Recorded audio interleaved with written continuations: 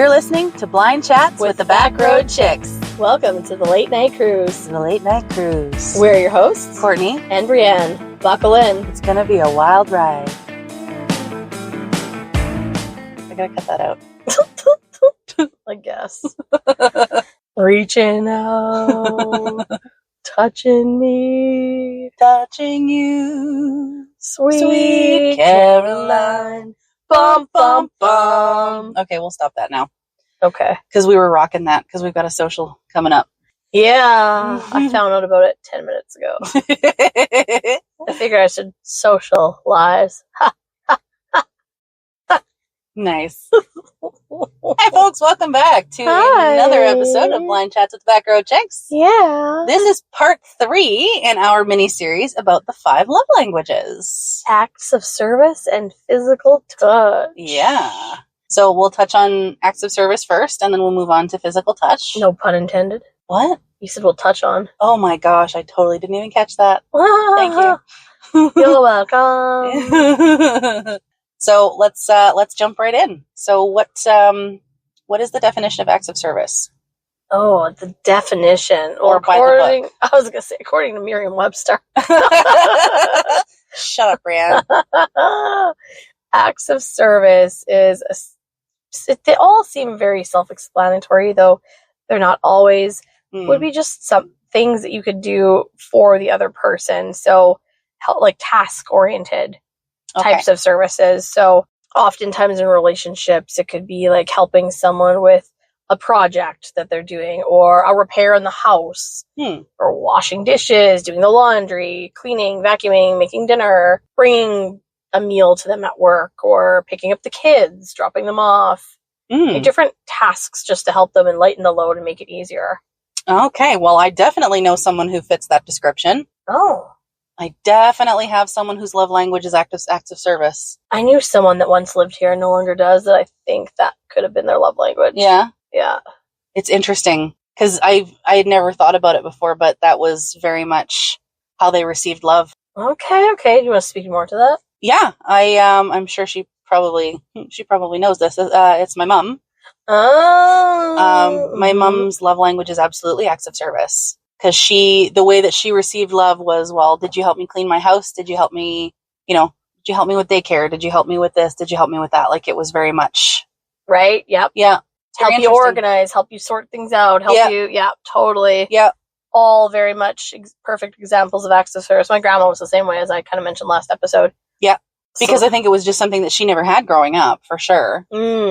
But, because she liked to keep a clean house, the way that she interpreted that love was, how much did we help her clean her house? How clean did we keep her house? Oh, yeah. Right? Even though my mother's was not like that, she did love a clean house as well. Yeah. But she was definitely receiving gifts. Interesting. I don't know if I know anybody else whose love language is acts of service. I feel like there's a few people I could think of that might be. Like, it's not the highest on their list, but it's definitely in there. Yes. Yeah. It's definitely really low on mine. It's second last. Yeah, mine too. It doesn't really do anything for me. Like, it's nice. It's an appreciated gesture, but it's not necessary, and it doesn't fill my love bucket. Yeah. It's like, okay, cool. Like, I appreciate that. That was awesome, but... Yeah, I do appreciate it. Yeah. But it wouldn't be my first choice. No, definitely not. That's very interesting. Yeah. So you had mentioned, task-oriented. So you're thinking, like helping clean the house, or if they're, let me wash your car, or let me... Yeah. It's another good example. Totally. Mm-hmm. I will say I did appreciate how Christoph used to wash my car. That was nice. Sometimes I loved washing my car, and other days I was just not in the mood, and he would wash my car for me, and it was just nice. Do you think that the acts of service could, when we say it's the little things, could that be a huge chunk of acts of service? It's the little things, I put gas in your car, or I tidied this, or I did this for you, or I went and I did the grocery shopping, or, things like that. Just little things. Well, grocery shopping is not a little thing, but you know what I mean? I put gas in your car kind of thing. Yeah, I think the little things are always, again, like we were saying, it's always appreciated. Yeah. I think if that's the person's love language, it would exacerbate it and make them appreciate it even more. Mm-hmm. So it would definitely fill their bucket. They'd probably be ecstatic or overjoyed with it. Yeah. Which is really good. I'm almost wondering, and I don't actually know the answer to this, if more men or women seem to have the love language of acts of service. I feel like that's a very interesting question. I would love for our viewers to chime in on that. I think that is a very interesting question. If I had to go with my gut instinct on that one, I think that it would be women. I thought that too. Yeah. Until I thought of the example of guys loving when the woman makes dinner for them and keeps the house, like traditional men that when the women keep the house under wraps. And just like cooking, cleaning, having dinner ready, having their laundry ready and their clothes folded for them. So like old fashioned, old school. Yeah. Okay. And that was kind of what some examples that were in the book. So I'm like, oh. See, that could be good. But I feel like that's good. And I think like maybe the flip side of it now has become because, you know, women appreciate the little gestures. Like they appreciate like, you know, not having to cook, not having to clean, not having those specific gender roles. Like maybe having those gender roles reversed. Yeah, you know, if I was ever rich, the one professional service I would hire would be a chef. If I never had to think of what to cook again and have to execute it, I would be totally fine with that. See, and I'm the opposite. I would absolutely have someone come in and clean my house. See, and we could trade because I would totally clean. Because I would cook. Oh yeah, no, I love to cook. I hate thinking of what having to make. It makes me so angry. Like if somebody said, this is what I want, whole different story. I'll go make it. But the question, what do you want to eat? It almost fires me up as much as when I come home from school as a kid, my parents would ask me, so how was school? What did you learn? Fine. Nothing. Like my answer's never going to change every day. Every time you ask me that question, I'm instantly annoyed. Really? Oh yeah. Where do you want to go to eat? I'm like, Argh! Why is that such a... Because why do I always have to decide? I think it's because everyone I ever dated, I always had to decide. But that's what you get for dating betas and cucks. Like, it would be... like, a man that can make a decision, just for once in your pee-wee life, just make a decision for the love of God, please. But do you think that the onus to be put on you to make the decision is because they didn't want to decide, or because they wanted you to have that choice? No, I think it's because they're absolute pansies that couldn't make up their mind for them. Okay. In the specific scenarios I'm thinking of. And it would just make me so very, very, very frustrated because I always had to pick. I don't know, what do you want? I was like, what do you want to do? I don't know, what do you want to do? Like, why does it always have to be up to me? Or why do you always... Yeah, I'm going to a whole squirrel tangent here. It's like, I don't need you to crawl up my ass and live there. Like, have some autonomy. Be an individual. Do your own thing. Yep. Go, lassie, go! Go run in the field, boy! Fetch! Don't come back! It's not a boomerang, it's a ball. Oh my gosh. Dude. But it's interesting that you say that. Like, it's interesting that you have that perspective on it. Like, you don't want... I mean, I get it. I'm with you on that one. Like, I don't like to be the one to always make the decision. No, it's awful. Like, sometimes I wish that, you know, like, yeah, just take charge. Yes. Like, we're gonna go do this. Yeah. There is something to be said about... Like, be ready, 2 hours, I'm coming. Okay, yes, sure. Yeah. Sure, good, perfect, good. Make us a good boy. But, okay. I've rendered her speechless. Yeah. Well, my question is kind of, like, when it comes to that specifically, is that why the acts of service is so low on your list? No, I just think I don't care about the service stuff because it's stuff that I'm going to do it anyway. With or without someone, it's stuff that I am going to do because I have to do. So it's not like cooking and cleaning? Yeah, okay. Or just anything. Like, well, when I used to drive, like wash my car, do this, do that, do the other. It doesn't do anything for me. For someone to do that, it doesn't lighten the load. But to like do something sweet or romantic, like a kind gesture, or like like a quality time stuff or words of affirmation, that hits way, way, way deeper. I don't mind giving acts of service. I know people are like, oh, well, how could you possibly do that now? Because you can't see and you can't drive. But again, I don't mind doing it for people. I have literally gotten in Ubers or gotten in Transit Plus and brought soup to someone who is not feeling well or sick, or my friends or boyfriends or whatever. There's still ways to do it. I don't mind doing the act of service when I know someone else appreciates it, but I don't need that. Okay. I don't know. It's not something that does anything for me. I think that without realizing it, I think that that's why I am a people pleaser, for sure. Because I lived with someone whose love language was acts of service for so many years that's how I interpreted providing love to other people. Okay. Because I felt like that's how everybody interpreted love. What do I do for you? Right? That's interesting. And I don't think it's a bad thing. I think that everybody's love language is their love language. Like the people that you're pleasing don't necessarily know that that's not how everybody interprets love. Right. Right? So if they don't have, like, for me, it's quality time or it's physical touch, but for them, it's acts of service. So the way that they interpret it is, I don't feel loved unless you're doing this or doing that. Right? Yeah. Like, help me with this. Help me with this. Help me with that. If you're not helping me, then you don't love me. Right? But I think that subconsciously and unconsciously, it became the way that I show love, because I don't understand really any other way, because that's how it was for so long. Does that make sense? Yes, actually, now you're kind of giving me an interesting perspective. So we grew up similar-ish in some ways. Mm-hmm.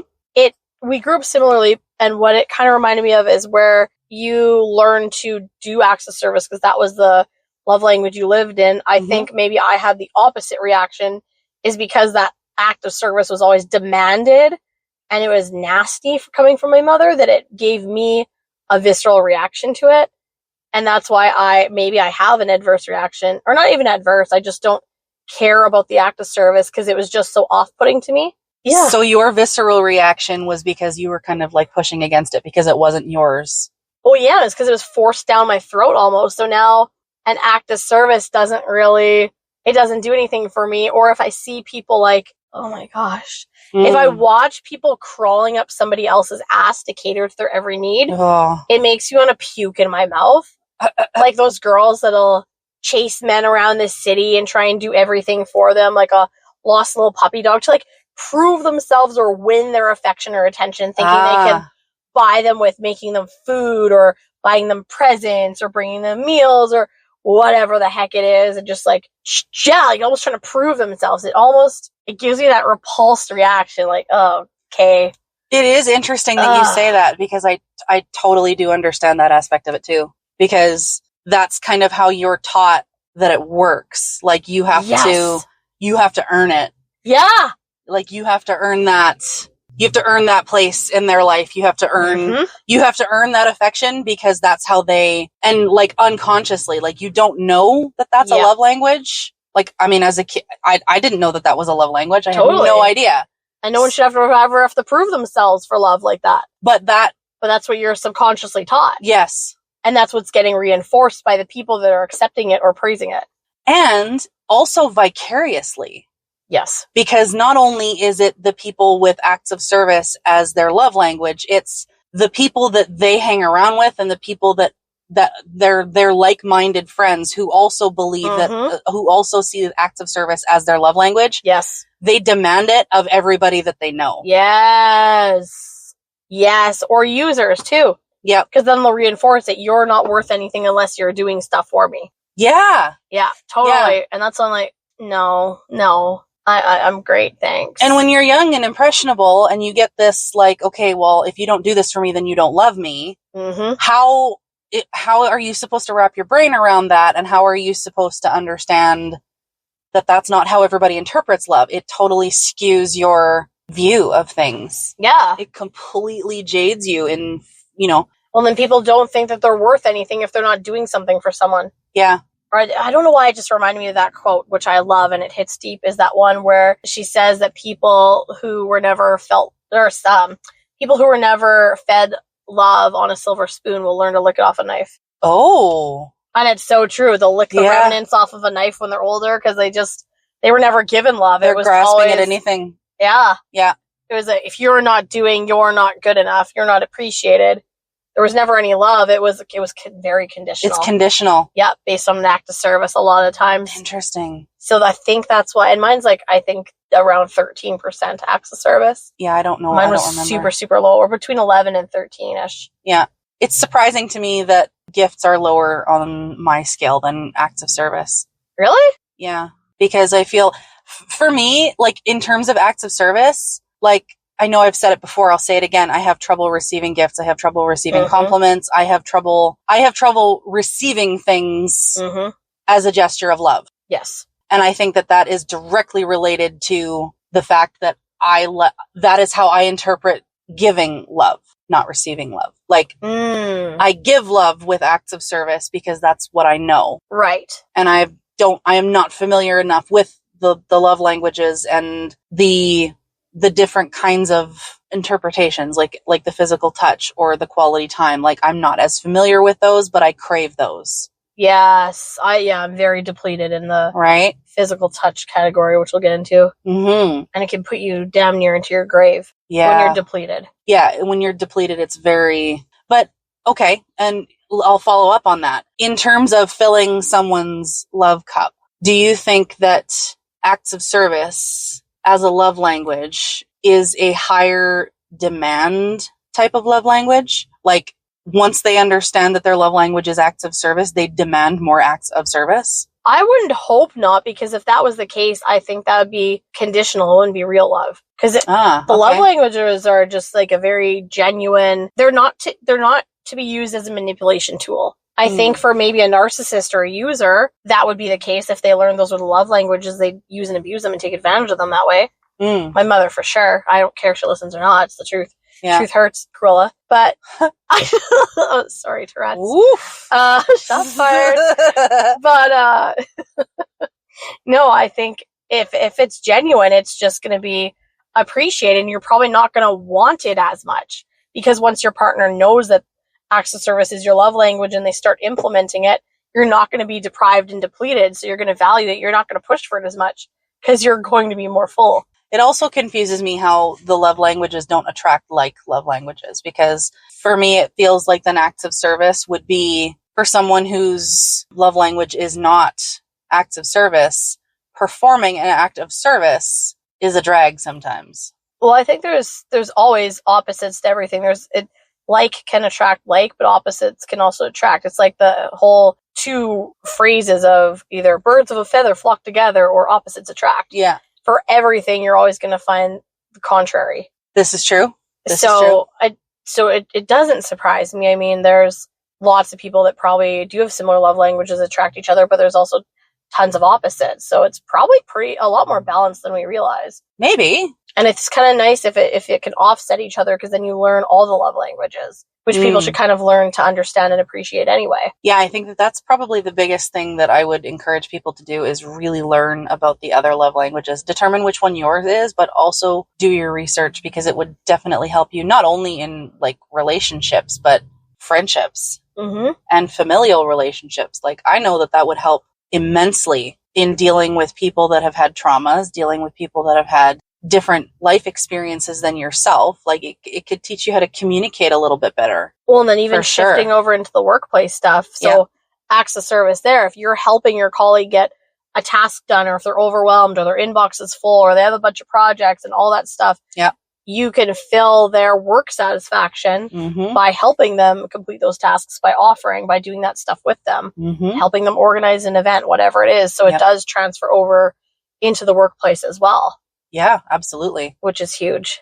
Yep, I agree. Yeah, so at the workplace, it's probably why there's also adverse reactions to when bosses like to do nothing, or call in sick all the time, or not show up and pawn things off, because love languages, remember, work in the reverse. So if you never have any help with your tasks, but tasks are getting piled on you more and more and more and more, and the bosses or the coworkers are, slacking off, and you're the only one pulling your weight, that's going to have even more of a negative impact on you when that's your love language, because you don't get help, you're getting it piled on. Now, especially if other teams or other coworkers or the boss is helping someone else and not you, if you're overwhelmed, then that's also going to have a negative reaction. So I think workplaces and, again, bosses, managers, supervisors should very much be aware of what the love languages are. Just rebrand them as work satisfaction gestures kind of thing. Yeah, absolutely. I totally agree. Yeah. I think that's pretty much all I have to say for acts of service, personally. I'm not sure if there's any other insights you have.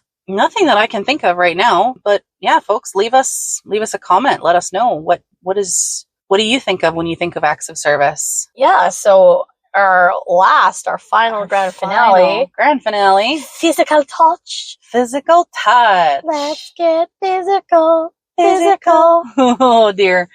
Don't go digital. Digital. Warning for the future. Oh, my gosh. Stay to cash. Stick to cash. Stick to cash. Jeez.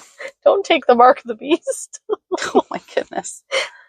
And I digress. We digress. So, physical touch. Yay. This is very high up on my list. This is my secondary. This is my secondary as well. Yes. Physical touch. Push me and then just touch me till I can get my satisfaction. Okay, I'm leaving her at home next time. So,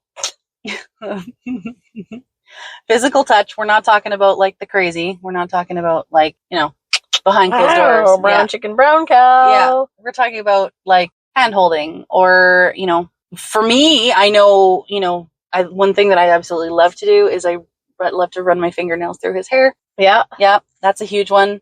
And I know he loves that. But yeah, like holding hands, like, going out. Yeah. And physical touch can be anything.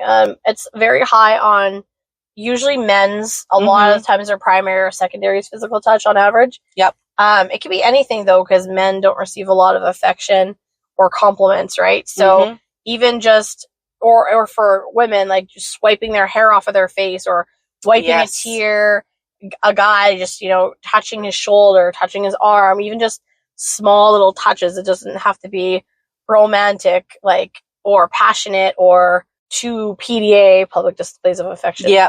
Or too in depth or like a full on makeout session in a restaurant. It could just be small things or the hand on the knee or anything like that. The hand on the back while they're walking. Yeah.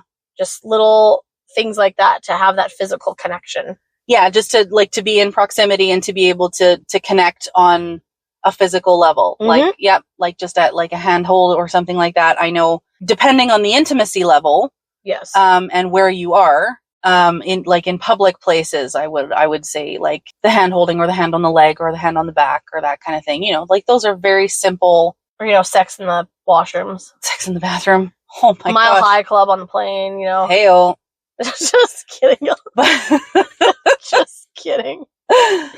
But I digress again. But the little, little nods, little touches, little here and there. And it doesn't have to be anything crazy or huge PDA. Like it can just be. Yeah. Or if you're out even like at a party, like I sat side by side, like your legs touching your person or something like that on the couch. So you're close beside each other or your feet touching under the table or on the couch or whatever. Like any little tiny bits of connection all the way up to, like long holds and hugs and cuddles and doing the nasty, doing your taxes. Doing your taxes.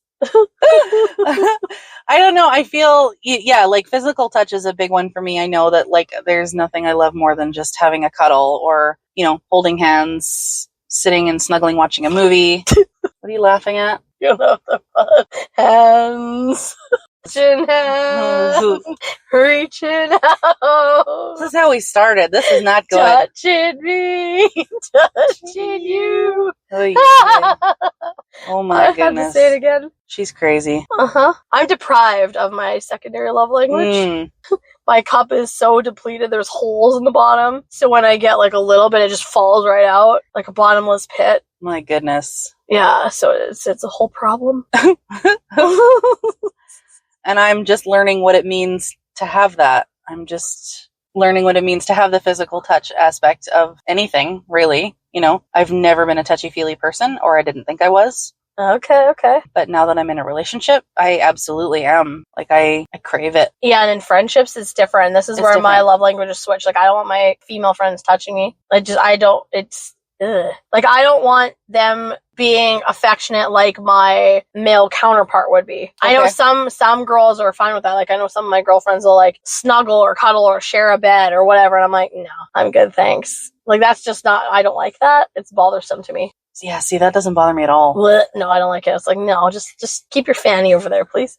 Well, okay, but I just personally, that's not my thing. I don't like it. It's very much quality time and words of affirmation with friendships. Interesting. But romantic partners, then it goes boof. Yeah, then it's like really high up on that list. Right? Yeah. Yeah, I know. Like I said, mine used to be words of affirmation, but people's words and actions don't align, so now it's quality time, physical touch. Mm-hmm. Yeah. Yeah, that makes a lot of sense. Totally. It's, like little things, like stuff that I've never experienced before, but now have been like, oh, like, okay, yeah, that's like really high on the list. It's like you catch yourself going, oh, okay, yeah, I liked that more than I thought I would, or I like do that again. Yep. Like something simple, like, he'll put his hand on my face, or, just like run his hand or fingers up my arm, or grab my hand in public. Like or honestly, like walking arm in arm. Yep. Like just that little, just a little touch. Like it's nothing crazy. It's nothing like over the top, but it's just a physical, energetic connection. Yeah. You're like, I need to be near you in proximity. Like I want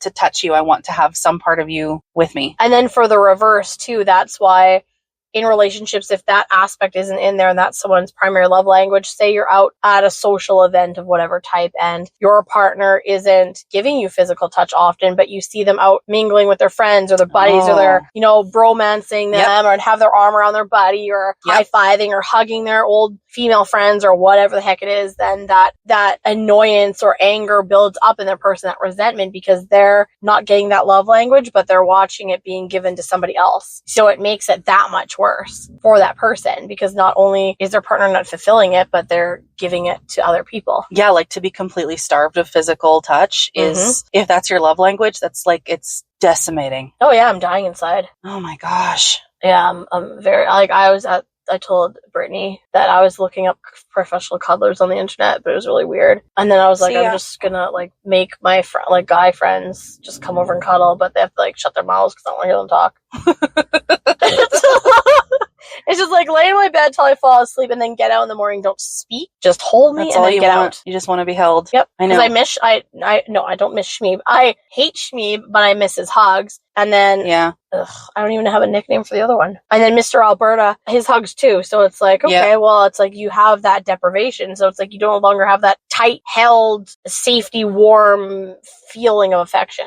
When it's gone, it's just like, ugh. Well, and because a touch is such an affectionate thing, whether it's a hug or a handhold or depending on the person. Yes, like dependent on the person. I know for me, my bestie's hugs have always been anxiety reducing. Yes. I know, like, honestly, like when we worked together, I had to like walk into the back room and he'd look at me and he'd go, "What's wrong?" And just make me just like, I just lose my shit, right? And I just like sob onto his shoulder for 5 minutes. And like, he could take that on. Like it wasn't, he did absolutely nothing but just like, hug me, pat my back, be like, "It's all good. You're going to be okay." But just that moment of like, I got you. Well, and in humans too, physical touch is important as a whole, whether it's a love language or not. But interestingly, there is a couple of studies done and it showed that for women, even one hug a day can reduce heart attacks. Oh. Yeah. And on average, 7 hugs a day for a woman can actually reduce depression drastically. Ooh. And I'm like, oh, interesting. That I'm not surprised. No, I'm not surprised at that at all. Absolutely not surprised. I remember Shmeeb said to me one time, he's like, "That's all I needed to make it through the night." And that resonated because I felt that. Yeah, like, I got absolutely. That. And that's what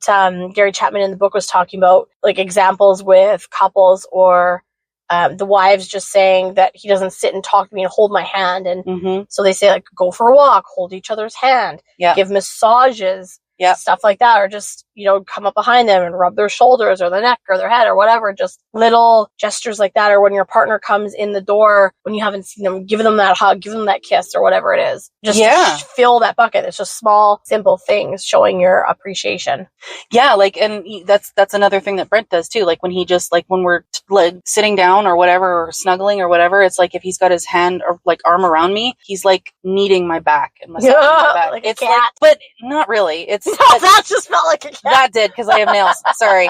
But like, I don't know, like it's so like completely comforting. Yeah. Like there's something comforting about it. And it's like, I feel okay. Like I feel like everything is going to be okay just in that moment. And that doesn't necessarily mean that everything is okay. But or if you're just like laying there being held and like that, just stroking your arm or your back. Yeah. Like just the mindless act of it. Yeah. Like I would get, like I'm a junkie. Yeah. Like an addict. I remember a few people I dated, they were like lay there, and there were some of them were so chintzy. Like, I just finished giving you an hour and a half long massage. I am not a professional. I have sore hands now, and I have committed myself to you, and we're laying there, and you just rub my arm for like 5 minutes. No, I don't think so. It better be like an hour. You keep going. Like, I would get grumpy if they stop, and I'll like flick my arm as a hint. Nice. And when they're like, what? I'm like, why aren't you rubbing my arm? Gary. Bug boy. Gary will totally attest to that. But it's sad that and you know, like, cause you know that there are relationships out there where either sex has used it as a weapon. Oh, yes. That's ugly too. You don't do that. That is not okay. No. I don't care who you are. You do not withhold any kind of totally physical affection. Yeah. Or emotional affection. I'm sorry. I'm sorry. You don't withhold any of that. It doesn't matter how angry you are. It does not matter. You don't do that. That's not okay. That was a classic Shmi move, but he was a narcissist. That is so wrong. Yeah, totally weaponized it and tried to make me feel like an object. I was not a human. Oh my gosh. Yeah. It was so transactional and vacant and cold. It was ugly. Like, I get not being, I get, like, you know, if you're having a fight, you're not really particularly wanting to be affectionate. But to use that as a weapon in terms of leverage. Yes, exactly. Yep. Like, do this for me or else. Yeah. Yeah, 100%. Like, I'm withholding sex. Yeah. Or I'm withholding this. Like, that baffles me. Mm-hmm. I don't understand how people can do that. It's a so big cruel narcissist move. Yeah. Oh yeah. It's not just narcissists, but it's a huge trait of narcissists that do that. Oh my gosh. Yeah, it's really bad. But that's the thing. It's like the love languages aren't to be used as a tactic for leverage or manipulation or a weapon. Yeah. No. So you still need to have respect. They're about growing your relationships, not trying to have power and control over another person, which is important. Yes, some women use their powers for evil, as do some men. Yep, they both do. Yep. I don't understand that. No. It just feels like it's such a basic human decency to, you know, well, I mean, not do that. Right. But, like, it is basic human decency to treat everybody the way that they should be treated. Yeah. And, I mean, if you don't know your partner's love language, of course, like, ask them, talk to them about, do the test. We always encourage that. But test it out. Like, see how your partner reacts to physical touch. Watch their body language, their eyes, what they say, and if they like it, and then just keep implementing it. Well, and it feels like if your communication is good enough and you're like the relationship is solid enough and you have fantastic communication, like you'll be able to kind of figure this out along the way. Yes. Whether you define it as a love language or it's something that you pick up and you notice, like, oh, well, my person likes it when I do this, or my person likes it when I do that. Like, eventually you'll figure out a pattern and you'll figure out that, okay, if I do this, it's good. If I do this, it's bad. Yep. You don't necessarily have to define it using the term love language. Totally. But it can give you a really good idea of things to look for.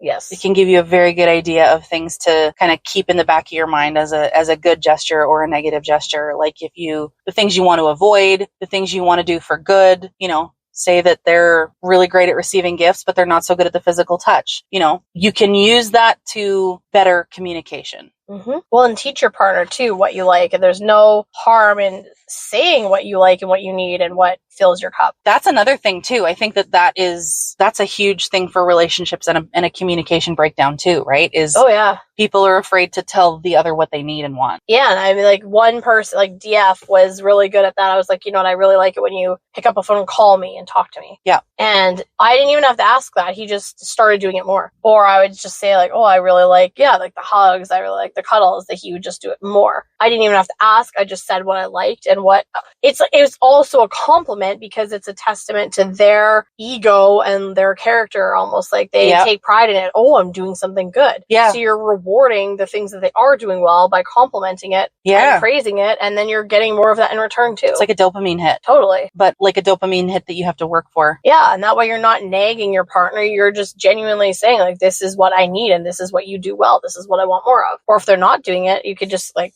compliment some of the things they do really well and say it would be really meaningful to me if you did XYZ, and just express and communicate that to them, and then even ask them in return, like, what are some of the things that make you feel good that I do, or what would make you feel better? What are one of your unmet needs? Like, let me learn more about that. Yeah, exactly. I mean, it makes me think of Zach Levi's book. He was talking about Radical Love. Okay. Yeah. Sorry. Radical Love. by Zachary Levi. He talks about how in life you get dopamine highs by doing things. So, you make your bed in the morning and you get that's a good hit of dopamine because you feel good about that. Or a lot of people use drugs and things to fill that, to get that dopamine hit. But he says you have to pay the piper at the end of the day. He's like, it's going to cost you something. And I think that the communication in the love language is a really good and healthy way to get that dopamine hit, because yes, it feels good for you to do that. And it feels good for you to understand your partner's love language, but in return, you're making them feel good. Yes. So it's like a double dopamine hit on both sides. Yep. And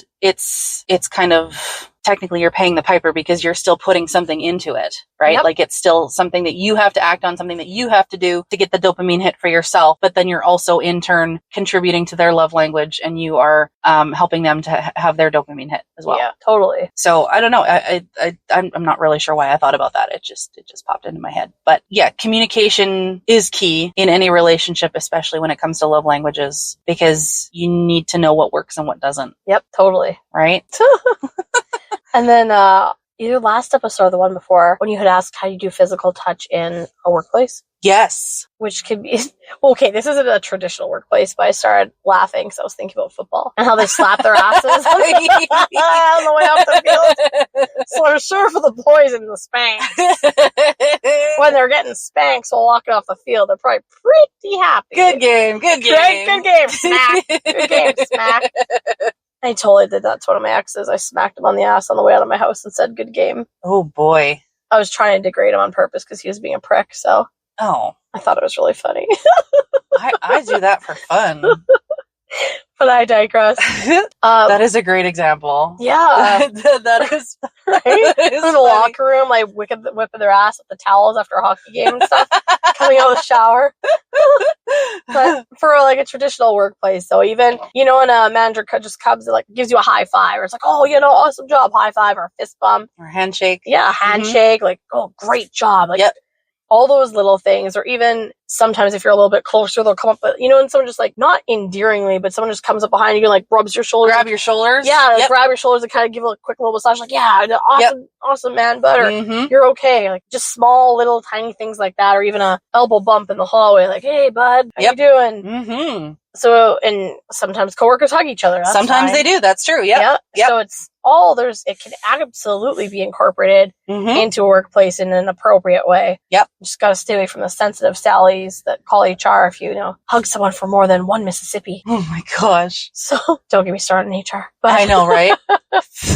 Physical touch is probably one of the ones that is a little bit more tedious to deal with in workplaces, but I definitely think that you don't want to go for the PDA. Yeah, right? For sure. You don't want to be like shagging on your desk or anything, but oh my gosh. I don't know. I've never been afraid to hug.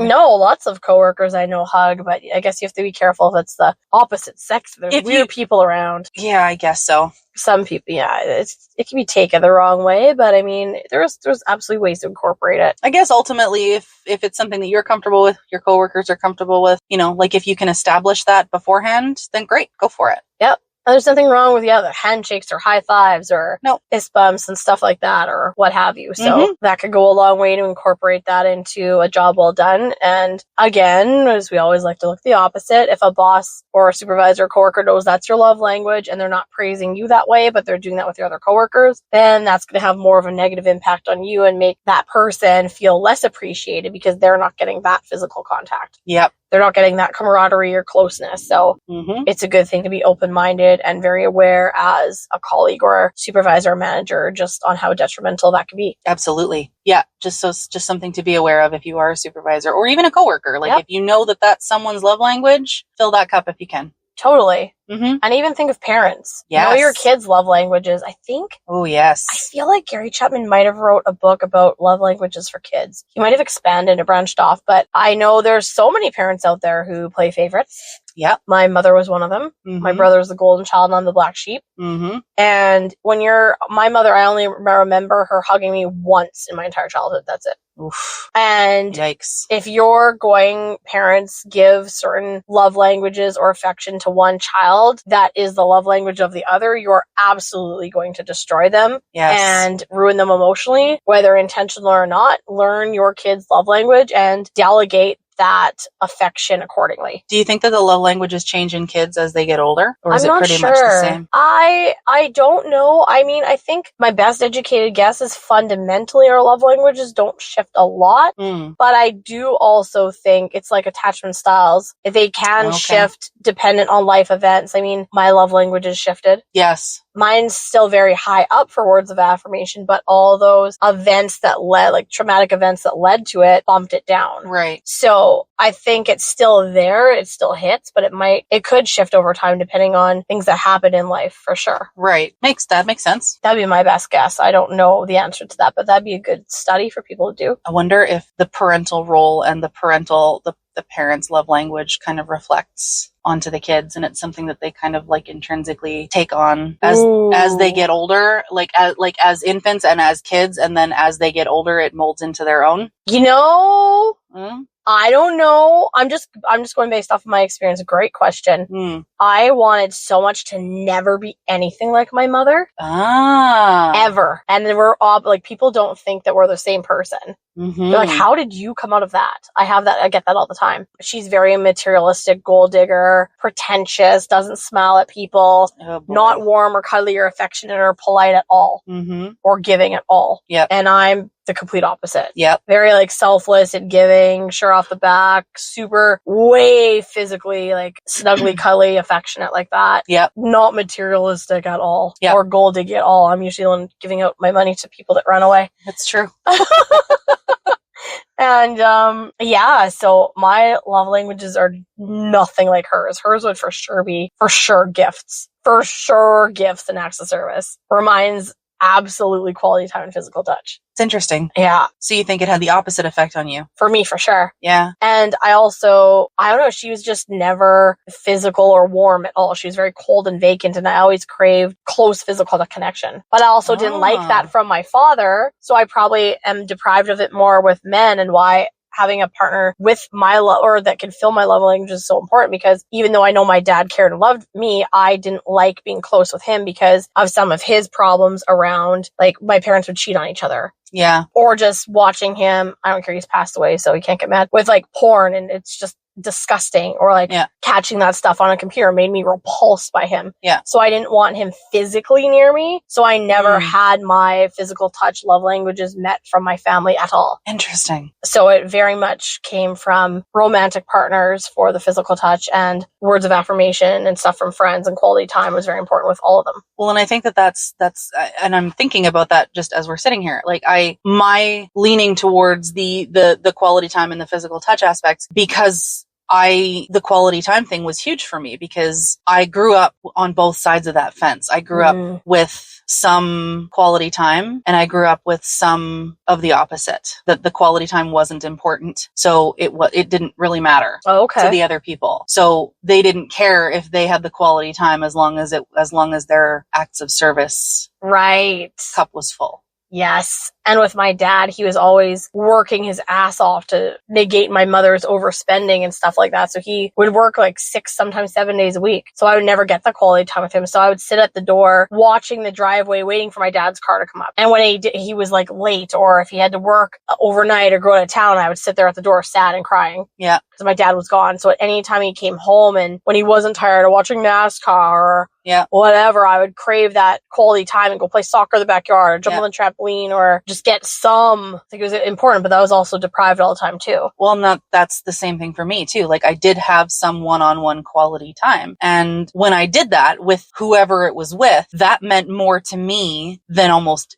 anything. Like, it didn't matter what we were doing, as long as it was like, if it was going out for dinner, or if it was going to a movie, or if it was, hanging out for coffee, like doing all of those things as I was younger, as I got older, it really informed me of what I wanted out of relationships, and what I wanted out of, even friendships and family and that kind of thing. And it informed the way that I interpreted love. Totally. And I think that's why I have such a bad reaction, or I feel very abandoned when I don't get in-person quality time with someone. Yeah. And they're giving it freely, so abundantly to others. To other people. Yeah. So it hits way deeper, and it's like some people's time is worth more than others. correct. Yeah. Yeah. Mm-hmm. Or like the physical touch. It's like, oh, you can't be cuddly with me, but you can like lick your dog's asshole. Yeah, exactly. Right. Like you're sitting there making out with your dog, but you don't want to cuddle. Oh, okay. Yeah. Tell me how that works. Like out it makes for you. you feel as if it honestly, like, I don't know about you, but it makes me feel like, okay, like I'm not enough. Yeah, totally. It makes you feel, worthless, or, and you know you're not. Lacking in something. Yeah, it's like, oh, okay, I'm not good enough for you, but you know that you are, but their actions almost make it feel that way. Yeah, exactly. They have the opposite effect because, well, and I mean, let's face it, we're overthinkers. Well, it's not even that. It's not even that. But think about that. Like, as any normal person would do that, we overthink and we multiply it by 10. I disagree. You don't think so? No, I don't think it comes down to the overthinking at all whatsoever. It's an actual tangible action. There's nothing to overthink about it. Well, yeah, of course. But like, I'm talking about the feeling worthless part. Well, in your head, I don't know about you. Like for me, in my head, I know I'm not. Yeah. But their actions frustrate me because they're essentially saying, I don't see you as enough, or you're not important. These other people or these other tasks are. Now, for myself, I know that that's not true, but because their actions show that, then it's, you're not valuing me the way that you should, or you're not filling my love language cup. So it's either you don't believe that, and you're not treating me the way I deserve, or you're just inept and you're not listening to me or understanding or respecting the love language when I communicate it to you. Well, you're further ahead than I am because that absolutely reflects my own self-worth for me. I question my self-worth. Yeah, and that you shouldn't. I know. And none of us should. I do. Yeah, and for me, I just get frustrated because I know my worth. I know what I bring to the table, but a lot of these I'm learning. Guys, I'm not even calling them men because they're not, because my new good friend Don and a couple of like Mike and Bradford and Grant will all say like, men don't fear commitment. Men don't fear putting that in or the love language. Insecure, weak guys do. So it's they're not seeing me the way that I know I am. They're counting me out. They're not giving me a chance or an opportunity. They're already writing me off because of whatever their issues are. Yeah. And I know that, but it still doesn't feel good. It just makes me angry because they sit there preaching what they want and what they want out of a woman. Yep. And you give it to them and it's still not enough. But that's not you. Anyone they're going to be like that with, because they just jump from source to source to source to source. Okay. That's fair. So but it's still a frustration. It still doesn't feel good. It still feels shitty. Yeah, absolutely. I'm in therapy. I got a lot to work on, and I know that. Yeah, so do I. So when, thinking about self-worth and stuff like that, like, it's a long process. It's not going to happen overnight. But honestly, like, I have learned so much in the last little bit, just going off of these love languages. That's good. Like, just, learning not only about the present, but the past. Mm-hmm. Understanding so many things about me, about my family, about my extended family. I'm learning a lot of things about their interpretations of love. That's good. And it's fascinating. It is really fascinating to me. It's good to be reflective. Yeah. And we encourage you roadies to all be reflective. Yes, please do. We're calling you the roadies until somebody speaks up. Yeah. Speak now or forever hold your peace. Roadies until we hear something better. Yep. Right? Roadies. Well, thank you guys so much for joining us on our mini-series of the 5 love languages. I have thoroughly enjoyed this. I've learned so much and will continue to do so. Si, senor. Si, Si, senorita. Si, senorita. And as always, supply your feedback, comments, questions, yes, and insights. We'll catch you next time. On the road again. On the road again. Welcome back to another segment of Pause and Appreciate. Whoop, whoop, whoop, whoop. White out. White out. Winnipeg, white out.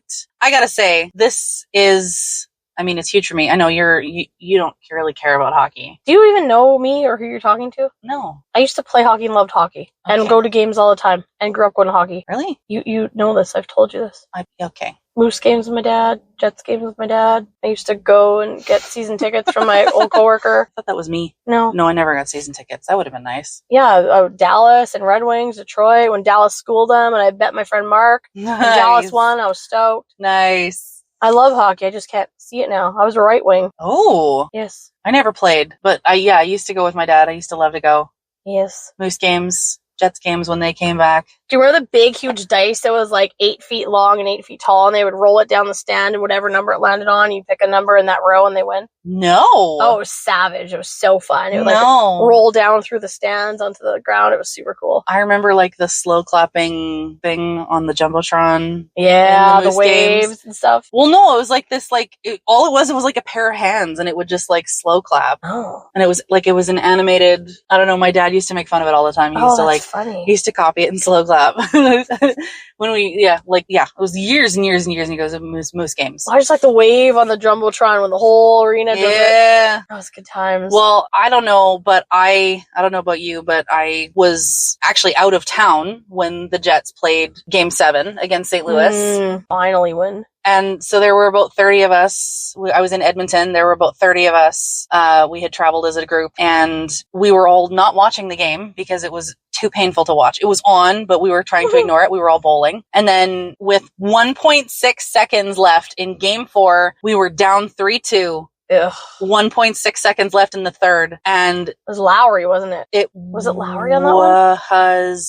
I think it was Lowry. I thought it was Lowry. I know Perfetti scored one, but I think that was that was the OT one. Was it, or was Lowry the one that won the double OT one? Oh gosh, I don't remember. Oh, we're gonna have to fact check ourselves. I'm so sorry, folks, but like it went in. He tipped it in at 1.6 seconds left, got us to 3-3, which got us to overtime. Well, maybe that was Perfetti, and then Lowry won it. It might have been. Yeah. So I was in West Edmonton Mall, and we were in the bowling alley there, 30 of us, and all 30 of us saw the goal happen, and we just erupted in like cheers and screaming and high fives and cheering, like all of it. It was incredible. Well, it's finally, because the Jets usually choke in We always choke. Yep. We always choke. Finally, round 2. Well, we all made it up to the hotel room for the overtime to begin, and I am not...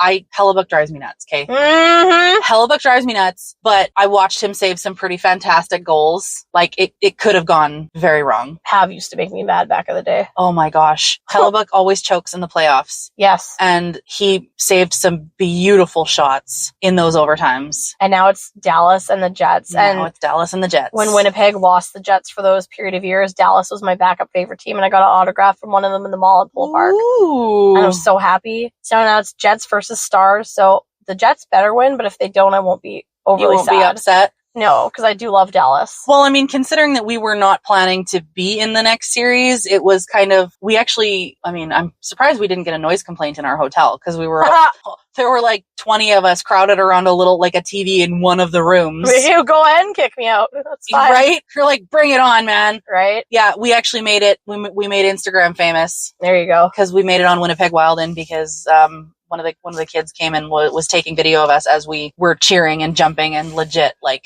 jumping up and down, high-fiving, screaming, cheering, whooping. Like, it was amazing. Yes. So, because all of us were kind of like, oh, okay, like, we're out. Right. Like, we're going home. Thanks for the ride. And then that happened, and it was just like, everybody's been talking about it for days. Mm-hmm. Which is incredible. Go Jets, go. Go Jets, go. Winnipeg, white out. Whoop, whoop. Whoop, whoop. We're seeing the street parties. We're seeing... There's a game tonight now. There is a game. Actually, it's, I think, as we are filming this right now, the game is starting. Was it May 9th? Friday, May 9th? It is May 9th. It is 8:30 in the evening. Mm-hmm. So they are just starting downtown. We are nowhere near downtown, thank God, because that would have just been chaos. I had my eyesight back. I'd be crowd surfing right now. Yeah, buddy. I miss going to those whiteout parties downtown. Man. I know. We, also on the flight back from Edmonton, the pilot they had the announcement that they do, like hey, welcome yes. on board, folks. And he said, this is the pilot, blah, blah, blah. He's like, we're heading to Winnipeg today. He says the hopeful 2025 Stanley Cup champions. Yes. And the whole plane cheered. So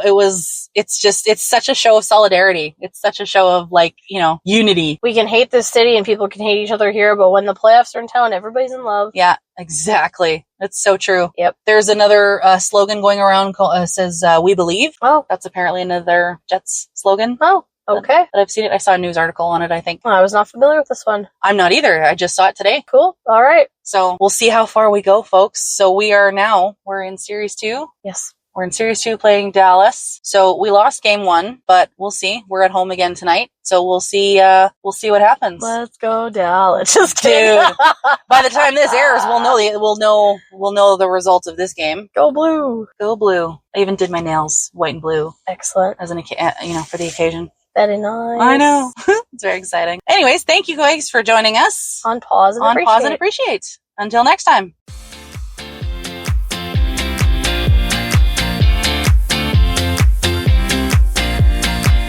You're listening to Blind Chats with the Backroad Chicks. Thanks for joining our late night cruise. For help keeping your drive alive, please tune in next week for more shenanigans.